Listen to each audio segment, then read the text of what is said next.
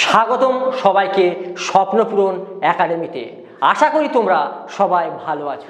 আজকের ক্লাসে আলোচনা করা হবে অনুপাত ও সমানুপাত, তাই ক্লাসটি শেষ পর্যন্ত দেখতে থাকুন। এসব প্রিয় ছাত্রছাত্রীরা, আজকের অনুপাত সমানুপাতের উপর দ্বিতীয় ক্লাস দেব। প্রথম যে কোশ্চেনটা সেটা হচ্ছে দুটি গাড়ির গতিবেগের অনুপাত 5:4, তাহলে তাদের সময়ের অনুপাত কত? দেখো 5:4 এটা গতির অনুপাত, এটা গতি। যার স্পিড বেশি তার সময় কম লাগবে, তাহলে ব্যস্তানুপাত হয়ে যাবে। ব্যস্তানুপাত তার মানে এটা এদিকে চলে আসবে, এটা এদিকে চলে যাবে, অর্থাৎ তাদের সময়ের অনুপাত দাঁড়াবে 4:5। বি সেকেন্ড অ্যান্সার হবে। 2 নম্বর অঙ্কতে যেটা WBCS 2016-এ পড়েছিল, তিনটি গাড়ির গতিবেগের অনুপাত 5:4:3, তাহলে তাদের সময়ের অনুপাত কত হবে? দেখো তাহলে তাদের গতির অনুপাত বলেছে 5:4:3, তাহলে সময়ের অনুপাত জানতে চেয়েছে।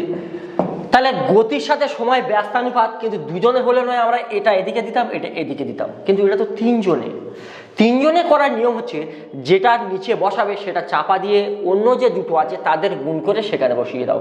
3 4 12, এর নিচে বসাবো, তাহলে এটাকে চাপা দাও, 3 5 15, এর নিচে বসাবো, এটাকে চাপা দিয়ে 4 5 20, তাহলে সময়ের অনুপাত দাঁড়াবে 12:15:20। তাহলে অ্যান্সার এ ফার্স্ট হবে। 3 নম্বর অঙ্কটাতে এসো, যেটা SSC CHSL 2022-এ পড়েছে। অঙ্কেতে বলেছে A:B = 2:5 আর B:C = 3:4 হলে ABCর ভ্যালু কত? দেখো এই সমস্ত অঙ্ক করার ট্রিক্স হচ্ছে A:B বলেছে 2:5 আর B:C বলেছে 3:4, তাহলে এদের জানতে চেয়েছে A:B:C অনুপাত কত। এখানে অ্যালফাবেটের মধ্যে যে ডবল থাকবে সে যদি কোনাকুনি হয় অন্যগুলো সোজাসুজি গুণ করে পাবো। তাহলে এখানে অ্যালফাবেটের মধ্যে বি একমাত্র আছে যে ডবল, যে কোনাকুনি আছে, তাহলে অন্যগুলি কিভাবে পাবো? সোজাসুজি গুণ করে পাবো। তাহলে বি কি করে পাবো? 3 5 15, কি করে পাবো? 3 2 6, আর সি কি করে পাবো? 4 5 20। তাহলে A:B:C অনুপাত কি দাঁড়াবে? 6:15:20। তাহলে এ ফার্স্ট অ্যান্সার হবে। 4 নম্বর অঙ্কটা করে দেখি, যেটা RRB NTPC 2021-এ পড়েছিল। অঙ্কেতে বলেছে A:B = 2:5, B:C = কত বলেছে? 5:8 আর C:D = 8:11 হলে A আর ডির ভ্যালু কত? অঙ্কগুলো করার সহজ উপায় হলো A:B = 2:5 বলেছে, B:C মানে 5:8 বলেছে, আর C:D = 8:11 বলেছে। তাহলে জানতে চেয়েছে A:D অনুপাত কত? A:D কত? দেখো প্রথমটা আর লাস্টেরটার অনুপাত জানার নিয়ম হচ্ছে যে পরপর তারা গুণ করে যদি বসে যায় তাহলে A আর D অর্থাৎ প্রথম সংখ্যাটা আর লাস্ট সংখ্যাটার অনুপাত বেরোবে। তার থেকে আরও করা সহজ হচ্ছে এপারে ওপারে যদি কাটাকাটি যায় তাহলে তোমরা কাটতে পারো। ধরো এই 5-এর সাথে এই 5টা কেটে দিলাম, এই 8-এর সাথে এই 8টা কেটে দিলাম, তাহলে এখানে 1, এটা 1, তাহলে 2 2 আর 11 11, তাহলে A আর ডির অনুপাত হবে 2:11। তাহলে এ ফার্স্ট অ্যান্সার হবে। নেক্সট অঙ্কতে যেটা RRB NTPC 2021-এ পড়েছিল, অঙ্কে বলেছে X:Y = 4:3 হলে তাহলে x³ - y³ এর ভ্যালু x³ + y³ অনুপাত কত? মানে ভ্যালুর অনুপাত জানতে চেয়েছে। তাহলে x = আমরা কি 4 ধরবো আর y = 3 ধরবো। তাহলে x এই প্রশ্নটাতে x এর ভ্যালু আমরা 4 ধরবো, তার হোল কিউব, আর ওয়াইয়ের ভ্যালু 3 তার হোল কিউব, ইস টু এক্সের ভ্যালু 4 তার হোল কিউব প্লাস ওয়াইয়ের ভ্যালু 3 তার হোল কিউব।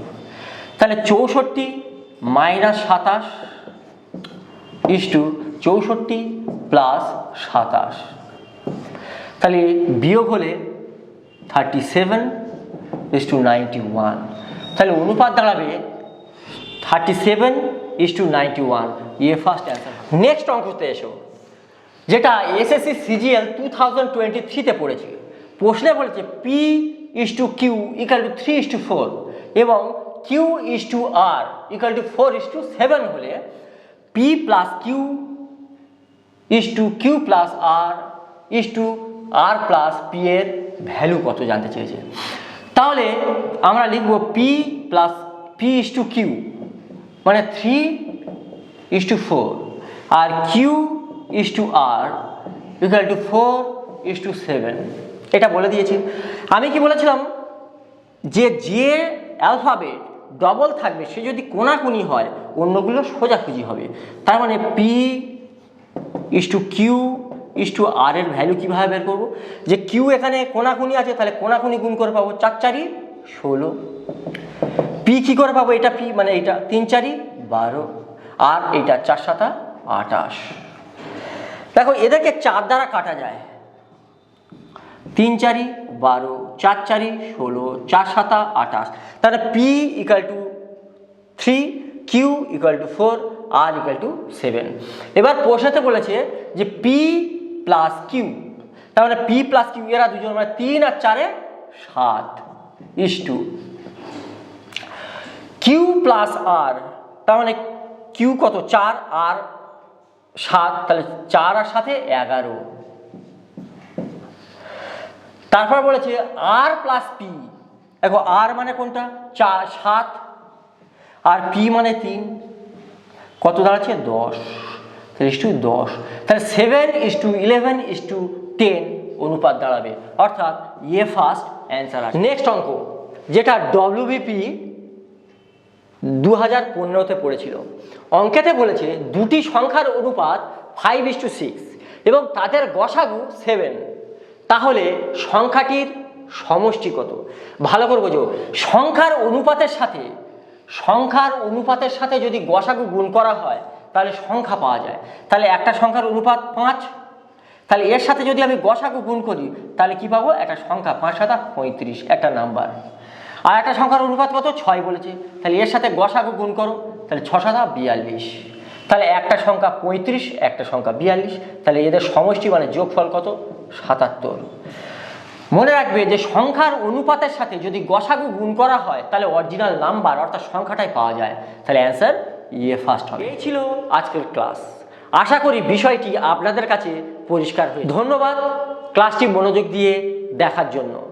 ভিডিওটি যদি তোমাদের ভালো লেগে থাকে তাহলে স্বপ্নপূরণ একাডেমিকে একটা লাইক দিন। শেখা হোক সহজ, স্বপ্ন হোক পূরণ, স্বপ্নপূরণ একাডেমি।